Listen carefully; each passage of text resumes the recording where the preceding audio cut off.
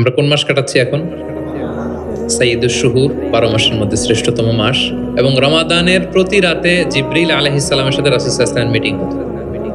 প্রতি রাতে, তার মানে 30 দিনে কয়টা মিটিং? 30টা মিটিং। কি হতো এই মিটিং এ? সারা বছর যা নাজিল হয়েছে রাসূল সাল্লাল্লাহু আলাইহি ওয়াসাল্লাম জিবরিল আলাইহিস সালামকে সেটা শোনাতেন, আবার জিবরিল আলাইহিস সালাম রাসূল সাল্লাল্লাহু আলাইহি ওয়াসাল্লামকে শোনাতেন, দুই পক্ষ থেকে। আর যে বছর আল্লাহ রাসূল সাল্লাল্লাহু আলাইহি ওয়াসাল্লাম ইন্তেকাল করেছিলেন, ওই বছর পুরো কোরআনটা দুইবার জিবরিল আলাইহিস সালাম আল্লাহ রাসূল সাল্লাল্লাহু আলাইহি ওয়াসাল্লামকে শুনিয়েছেন, আবার আল্লাহ রাসূল সাল্লাল্লাহু আলাইহি ওয়াসাল্লাম দুইবার জিবরিল আলাইহিস সালামকে শুনিয়েছেন। আজকে থেকে নিয়ত করেন, আমরা শোনাবো। আপনি ভাবিকে শোনাবেন, ভাবি আপনাকে শোনাবে, আপনি আপনার মেয়েকে শোনাবেন, আপনার মেয়ে আপনাকে শোনাবে, যে সূরাটাই পারেন। ঘরটা একটা কোরআনময় ফ্যামিলি হবে, আমাদের ফ্যামিলিটা, কি বলেন? এরকম বরকতময় ফ্যামিলি আমরা চাই না? এবং সাহাবাদেরকে উদ্বুদ্ধ করতেন বিভিন্ন সূরার ফজিলতের কথা বলে বলে, যে এটা এই সূরা পড়ো, এই ফজিলত। একবার উবাই ইবনে কাব রাদিয়াল্লাহু তাআলা আনহুকে বললেন, আতুহিব্বু আন উআল্লিমাকা সূরাতান লাম ইয়ানজিল ফিত তাওরাত ওয়ালাল ইনজিল ওয়ালা যাবুর। হে উবাই, তুমি কি চাও যে আমি তোমাকে এমন একটা সূরা শেখাবো যেটার মতো মর্যাদাপূর্ণ সূরা তাওরাতেও নাই, ইনজিলেও নাই, জাবুরেও নাই, কোথাও নাই, এত মর্যাদাপূর্ণ? তিনি বললেন, বালা ইয়া রাসূল, অবশ্যই শেখাবেন। তখন আল্লাহ রাসূল সাল্লাল্লাহু আলাইহি ওয়াসাল্লাম বলেন, সেই সূরাটা তুমি নিজেই জানো। সেটা কি? সেটা হচ্ছে কাইফা তাকরাউ ফিস সালাত, তুমি নামাজে কোন সূরা পড়ো, মানে কোন সূরা ছাড়া নামাজ হয় না, বলেন তো? সূরা ফাতিহা। আল্লাহ রাসূল সাল্লাল্লাহু আলাইহি ওয়াসাল্লাম বললেন, এই সূরা ফাতিহা এটা যেন তেন কোনো সূরা নয়, এর মতো মর্যাদাপূর্ণ সূরা তাওরাত, জাবুর, ইনজিল কোথাও আসেনি। ইন্নাহা লাহিয়া সাবউল মাসানি ওয়াল কুরআনুল আযীম, এটা নিত্য পাঠনীয় সপ্তবাক্য। সূরা ফাতিহায় মোট কয়টা বাক্য? 7টা। সবাই বলেন কয়টা? এটাকে বলে সাবউল মাসানি, মানে সব সময় পড়া হয় এমন 7টা বাক্য। ওয়ালাকাদ আতাইনাকা সাবআম মিনাল মাসানি ওয়াল কুরআনুল আযীম, সব সময় পড়তে হবে।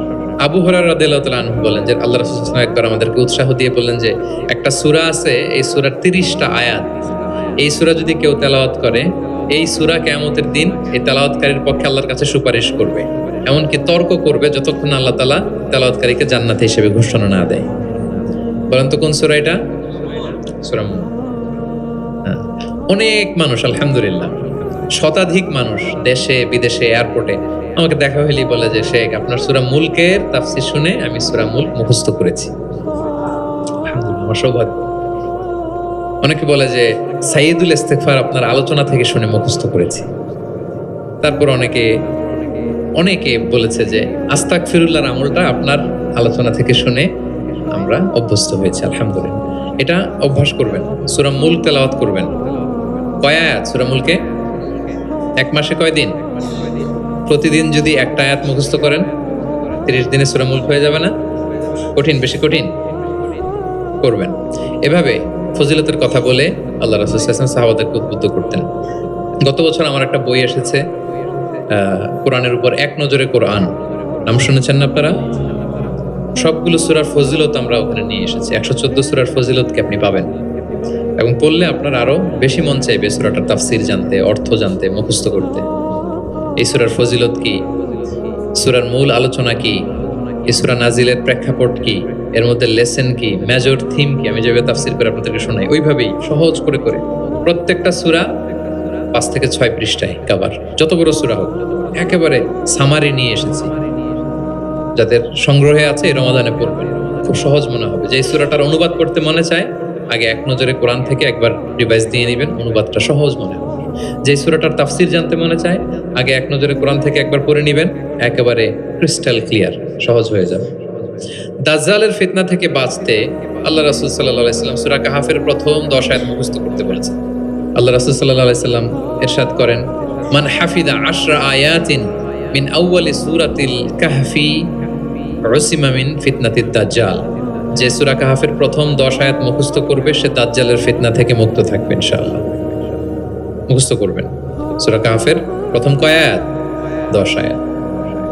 আল্লাহ রাসূল সাল্লাল্লাহু আলাইহি সাল্লাম কোরআনের ব্যাখ্যা করতেন, নিজেই কোরআনের ব্যাখ্যা করতেন, কারণ তার উপরই তো কোরআন নাজিল হয়েছে, তিনিই সবচেয়ে বড় মুফাসসির। আল্লাহ রাসূল সাল্লাল্লাহু আলাইহি সাল্লামের চেয়ে বেশি কোরআনের ব্যাখ্যা আর কি কেউ জানে? ব্যাখ্যা করতেন।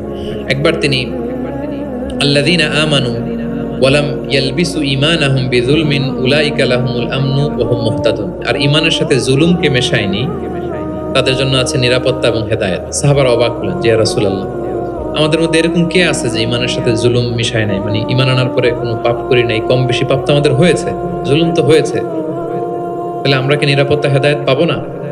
তো রাসূল সাল্লাল্লাহু আলাইহি ওয়াসাল্লাম বললেন যে এই জুলুম দ্বারা ওই জুলুম উদ্দেশ্য না, এই জুলুম দ্বারা উদ্দেশ্য হচ্ছে শিরক।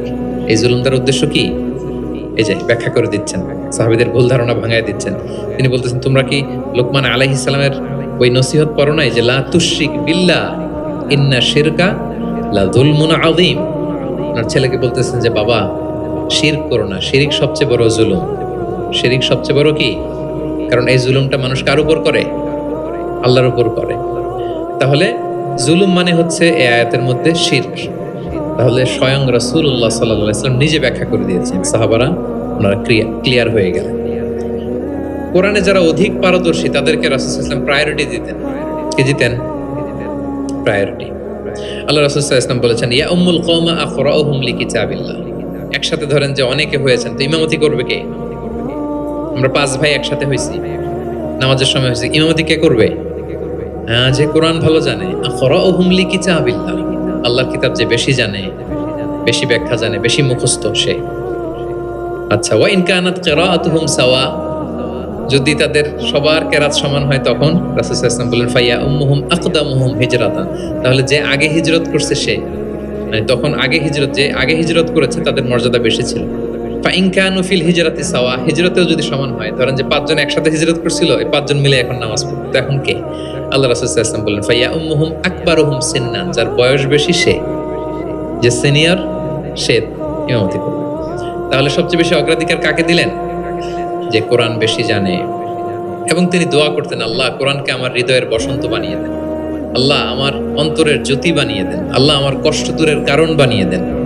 এই দোয়াটা মালয়েশিয়াতে তো কুনুতের মধ্যে সবসময় পড়ে দেখি আমরা, আল্লাহুম্মা জাআলিল কুরআনাল আযীমা রাবিআ কুলুবিনা ওয়া নূরা সুদুরিনা ওয়া জালাআ আহসানিনা ওয়া যাহাবা হুমুমিনা ওয়া গুমুমিনা।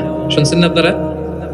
রাসূল সাল্লাল্লাহু আলাইহি ওয়াসাল্লাম যেই ভাষায় বলেছেন সেটা হচ্ছে তাজআলুল কুরআনা রাবিআ কলবি, আল্লাহ এই কোরআনকে আপনি আমার অন্তরের বসন্ত বানান, প্রশান্তি বানান। নূরা সাদরি, আমার অন্তরের বুকের আলো বানান, হৃদয়ের আলো। আমার দুঃখের অপসারণকারী বানান, আমার দুশ্চিন্তা দূরকারী বানান। এই দোয়াটা আপনারা করবেন। আল্লাহ রাসূল সাল্লাল্লাহু আলাইহি ওয়াসাল্লাম শেষ বয়সে ওনার চেহারায় কিছুটা বার্ধক্যের ছাপ চলে এসেছিল। আবু বকর রাদিয়াল্লাহু তাআলা আনহু একবার জিজ্ঞেস করছিলেন যে ইয়া রাসূলুল্লাহ কদ শিবতা, আপনার চেহারায় কেমন যেন বার্ধক্যের ছাপ চলে আসছে। আল্লাহ রাসূল সাল্লাল্লাহু আলাইহি ওয়াসাল্লামের দাড়ি এবং চুল মিলে, সব মিলে 20টার বেশি চুল পাকে নাই। এক বর্ণনায় এসেছে 17টা, আরেক বর্ণনায় 18টা। মুহাদ্দিসিন একরাম বলেছেন যে এত অল্প কিছু চুলদারি পেকেছিল যে গুনা যেত, গুণে দেখা গেছে 17, 18, সবশেষে যখন বেড়েছে হয়তো 20। যেন মুহাদ্দিসিন একরাম একমত যে ওনার 20টার বেশি চুলদারি পাকে নাই। কোথায় বেশি পাকছে? এদিকে কয়েকটা পাকছে, নিমদারির এখানে কয়েকটা পাকছে, হাদিসে আছে। আবু বকর রাদিয়াল্লাহু তাআলা আনহু বলেন, ইয়া রাসূলুল্লাহ কদ শিবতা, আপনার চেহারায় কেমন যেন বার্ধক্যের ছাপ। তখন আল্লাহ রাসূল সাল্লাল্লাহু আলাইহি ওয়াসাল্লাম বললেন, শাইয়াবাতনি হুদ ওয়াল ওয়াকিআ ওয়াল মুরসালাত ওয়া আম্মা ইয়াতাসাআলুন ওয়া ইযা শামসু কুবিরাত। আবু বকর বলো না আর, এই 5টা সূরা আমাকে বার্ধক্যে উপনীত করে দিয়েছে। কারণ এই 5টা সূরার ভিতরে কিয়ামতের বিভীষিকার বর্ণনা এমন ভাবে আল্লাহ তুলে ধরেছেন। আল্লাহ রাসূল সাল্লাল্লাহু আলাইহি ওয়াসাল্লাম এত উদ্বিগ্ন থাকতেন উম্মতকে নিয়ে, নিজের জন্য না, আমাদের জন্য, যে হায় রে কিয়ামতের এই বিভীষিকাময় মুহূর্তে আমার গুনাহগার উম্মতের কি হবে,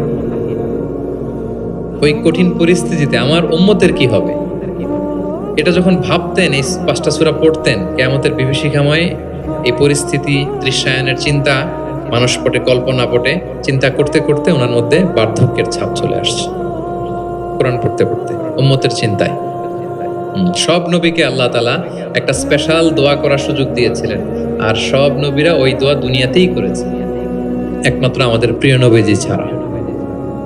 সব নবী ওই দোয়া খাটায় ফেলছে দুনিয়াতে, আল্লাহ রাসূল সাল্লাল্লাহু আলাইহি ওয়াসাল্লাম ওই দোয়া করেন নাই। তিনি বলেন, ওয়া ইন্নী আখতাবিউ দাওয়াতি শাফাআতান লি উম্মতি ইয়াউমাল কিয়ামা, আমার ওই দোয়াটা, স্পেশাল দোয়াটা যেটা করলেই আল্লাহ কবুল করবে, ওই দোয়াটা আমি কিয়ামতের দিন আমার গুনাহগার উম্মতের জন্য রেখে দিয়েছি। আমি সেদিন আমার উম্মতের জন্য সেই দোয়াটা করব। তাহলে কিছু সূরা ওনার চেহারায় বার্ধক্যের ছাপ নিয়ে এসেছিল। কোরআন হেফজ করার পরে ভুলে যাওয়া এটা কিন্তু ঠিক না। এজন্য আল্লাহ রাসূল সাল্লাল্লাহু আলাইহি ওয়াসাল্লাম বলেছেন, হেফজ যারা করবে তারা যেন কোরআনকে সংরক্ষণ করে, প্রিজার্ভ করে। এবং তিনি বলেছেন, তাআহাদুল কোরআন, কোরআনকে যত্ন নিও, কারণ কোরআন দামি মেহমান। দামি মেহমানকে যত্ন না নিলে থাকে না। হেফজ করছে, যত্ন নেয় নাই, পড়ে নাই, রিভাইজ দেয় না, এখন আর রিডিংও পড়তে পারে না। মুখস্থ তো দূরের কথা, দেখে দেখেও পড়তে কষ্ট। এরকম হয় অনেক হাফেজদের, এটা ঠিক না। কারণ আল কোরআন ও দাইফুন কারীমুন মিনাল্লাহ, কোরআন আল্লাহর পক্ষ থেকে অনেক সম্মানিত মেহমান। সম্মানিত মেহমানকে সম্মান দিতে হয়, নাহলে উনি আসে থাকে। ধরেন যে একজন এমপি আসলো আপনার বাসায়, মালয়েশিয়ার একজন মন্ত্রী, আসার পরে নাই কোনো রিসেপশন, নাই কোনো ওয়েলকামিং স্টেটমেন্ট, রিসেপশন কিছু নাই, আপনি কোনো গুরুত্বই দিচ্ছেন না, উনি এসে বসে থাকবে আপনার বাসায়? সম্মানিত মেহমানকে সম্মান করতে হবে। কোরআন অনেক বড় সম্মানিত এক মেহমান আল্লাহর পক্ষ থেকে, এটাকে সম্মান দিতে হবে, পড়তে হবে, রিভাইজ দিতে হবে, সময় দিতে হবে, তাহলে সে আপনার সিনায় থাকবে। তা না হলে এই কোরআনের নূর সিনাতে কখনো থাকে না। তিনি বলেছেন, তাআহাদুল কোরআন, কোরআনকে রিভাইজ করো, ফাইন্নাহু আশাদ্দু তাফাল্লুতান মিনাল ইবলি ফি উকুলিহা। ওটের রশি ছেড়ে দিলে ওট যেমনি পালায়, কোরআন মুখস্থ করার পর রিভাইজ না দিলে কোরআনও পালাবে, আর রিভিশন দিলে এটা হৃদয়ে থাকে। এবং তিনি উৎসাহ দিয়ে বলেছেন, কোরআন এমন কিতাব, পৃথিবীর অন্য কোনো কিতাবের ক্ষেত্রে এটা বলা হয় না, যে কিতাবের এক অক্ষরে 10 নেকি। এক অক্ষরে কয় নেকি? পৃথিবীর আর কোনো বইয়ের ক্ষেত্রে এটা প্রযোজ্য? ইভেন হাদিস শরীফের ক্ষেত্রেও প্রযোজ্য না। হাদিসের এক অক্ষর পড়লে 10 নেকি, এটা বলে নাই আল্লাহ রাসূল সাল্লাল্লাহু আলাইহি ওয়াসাল্লাম। শুধু কোরআন, শুধু মান ক্বারা হারফান মিন কিতাবিল, এক হরফ যদি কেউ পড়ে, ফালাহু হাসানাহ ওয়াল হাসানাতু বিআশরি আমসালিহা, 10 নেকি। লা আকুলু আলিফ লাম মিম হারফুন, আল্লাহ রাসূল বলেন সূরা বাকারার শুরুতে যা আছে আলিফ লাম মিম, মনে করেন তিনটা মিললে এক অক্ষর না, বাল আলিফুন হারফুন, আলিফ একটা হরফ, লামুন হারফুন, লাম একটা হরফ, মিমুন হারফুন, মিম এক হরফ। তাহলে আলিফ লাম মিম বললে কয় সওয়াব? 30টা নেকি আল্লাহ তাআলা আমাদের আমলনামায় দিচ্ছেন। অনেকে বলে যে হুজুর পড়তে পারি না, কষ্ট হয়, বয়স হয়ে গেছে 50, 60, এখন তো মুখ দিয়ে আসে না, বলে। অনেকে কমপ্লেন করে না? রাসূল সাল্লাল্লাহু আলাইহি ওয়াসাল্লাম তাদেরকে সুসংবাদ দিয়েছেন, বলেছেন যাদের বয়স হয়ে গেছে, ওয়াল্লাযী ইয়াকরাউল কুরআন ওয়া ইয়াতাতাউ ফি, পড়তে গেলে জিহ্বায় আটকে যায়, এটাকে আরবিতে বললে তা ইয়াতাতাউ, মানে গিরা লেগে গেছে, জিহ্বায় আটকে যায়। তো যার আটকে যায়, কষ্ট হয়, যদি সে কোরআন পড়ে, ফালাহু আজরান, তার ডাবল সওয়াব। কোরআন পড়তেছে এটার সওয়াব, ওই যে আটকাইতেছে ওইটার আরেক সওয়াব। কষ্ট হচ্ছে যে, শাকুন আলাইহি লাহু আজরান, তার ডাবল সওয়াব। এবার বলেন, কষ্ট হইলে কি পড়া বন্ধ করে ফেলবেন? তো কি করবেন? আরো চেষ্টা করবো, আরো পড়বো, কারণ প্রতিনিয়ত আল্লাহ তাআলা আমার আমলনামা ভারী করছেন। এবং এই যে কোরআনের মজলিসে হাজির হলে, আল্লাহ রাসূল সাল্লাল্লাহু আলাইহি ওয়াসাল্লাম উৎসাহিত করেছেন যে কোরআনের মজলিসে হাজির হলে কি হয়? ইয়াতলুনা কিতাবাল্লাহ, যেখানে কোরআনের আলোচনা হয়, ওয়া ইয়াতাদারাসুনা বাইনাহুম ইল্লা নাযালাত আলাইহিমুস সাকিনা, প্রশান্তি নেমে আসে, আসমানি প্রশান্তি। আপনি প্রশান্তি ফিল করতেছেন? সাকিনা হৃদয়ে? এই যে আজকের এই প্রোগ্রামে আপনি যেটা ফিল করতেছেন, পৃথিবীর কোনো গেট টুগেদার, কোনো ফাংশন, কোনো প্রোগ্রামে কি এই প্রশান্তি আপনি পান? পাইলে বলেন, পাবেন? কোরআনের যে মাজলিস, ওটাতে বসলেই একটা আলাদা আসমানি প্রশান্তি। হাফাতহুমুল মালাইকা, ফেরেশতারা ঘিরে রাখে এই প্রোগ্রাম। কি করে? আজকে আপনাদের সিকিউরিটি দিতেছে কারা? পুলিশ, বিশেষ ফোর্স, কারা? ফেরেশতারা। মালাইকাতুল্লাহ ওয়া যাকারাহুমুল্লাহু ফীমান ইনদাহ, এবং আল্লাহ তাআলা ফেরেশতাদের সামনে গর্ব করে বলে, দেখো আমার বান্দারা আমাকে দেখে নাই, জান্নাত দেখে নাই, জাহান্নাম দেখে নাই, কোরআন করে বিশ্বাস করেই আজকে চলে আসছে, গর্ব করে বলতে থাকে। তখন আল্লাহ বলে যে এই বান্দারা কি চায়, আজকে যা চাবে তাই দিয়ে দেব। যেন ইফতারের পূর্ব মুহূর্তে দোয়া কবুলের একটা মাহেন্দ্রক্ষণ, আমরা যেন এই সময়টাকে কাজে লাগাই, আমরা আল্লাহর কাছে দোয়া করব। আর এত এত ফজিলতের পরেও যারা কোরআন পড়ে নাই, তাদের নসিবে কি থাকবে বলেন? আল্লাহ রাসূল সাল্লাল্লাহু আলাইহি ওয়াসাল্লাম তাদের বিরুদ্ধে স্বয়ং মামলা দায়ের করবেন, যার সুপারিশ ছাড়া আমরা জান্নাতের চেহারা দেখব না। ওই নবী তার বিরুদ্ধে দাঁড়াবে। ওয়াকালা রাসূলু ইয়া রাব ইন্না কওমি ইত্তাখাযু হাযাল কুরআনা মাহজুরা, তিনি কিয়ামতের দিন বলবে, আল্লাহ আমার এই উম্মত কোরআনকে পরিত্যক্ত করেছে, ইগনোর করেছে, বর্জন করেছে, পড়ে নাই, বছরের পর বছর গেছে কোরআনটা হাতে নেয় নাই। কোরআনের একটা পাতা খুলে দেখে নাই, একের পর এক রমাদান সে পেয়েছে, কোরআনকে কোনোদিন সে তেলাওয়াত করে নাই, পাঠ করে নাই। আচ্ছা বলেন, যেই নবীর সুপারিশ ছাড়া আমরা জান্নাতে যাওয়া কল্পনাও করতে পারি না, ওই নবী যদি আপনার বিরুদ্ধে মামলা দায়ের করে, তাহলে তো জান্নাত ফকফকা একেবারে, নাকি? জান্নাতের রাস্তা ক্লিয়ার না? ইম্পসিবল, অসম্ভব। খবরদার প্রিয় ভাইয়েরা, একটু রিভাইজ করেন কোরআনের সাথে আমাদের সম্পর্ক কেমন, প্রিয় নবীজির সম্পর্ক কেমন তো আমরা শুনলাম। আমরা একটু দেখি যে আসলে আমাদের সম্পর্ক কেমন, আমরা নিজেরা শোনাই কিনা অন্যকে, অন্য থেকে শুনি কিনা, রাত্রিবেলা তেলাওয়াত করার সময় কান্না করি কিনা, চেষ্টা করি কিনা, অর্থ পড়ি কিনা, তাফসির পড়ি কিনা, কোরআন অনুযায়ী জীবনটা গড়ি কিনা, আমল করি কিনা, একটু নিজের সাথে নিজে বোঝাপড়া করেন। তাহলে আল্লাহ রাসূল সাল্লাল্লাহু আলাইহি ওয়া আলিহি ওয়াসাল্লাম যেভাবে কোরআনের সাথে নিজের সম্পর্ক করেছেন, আমরাও এভাবে নিজেদের সাথে কোরআনের সম্পর্ক করতে চাই। কি বলেন? চাই কি চাই না? এই রমাদানে আমাদের সময়গুলো কোরআনময় হোক, আমরা চাই।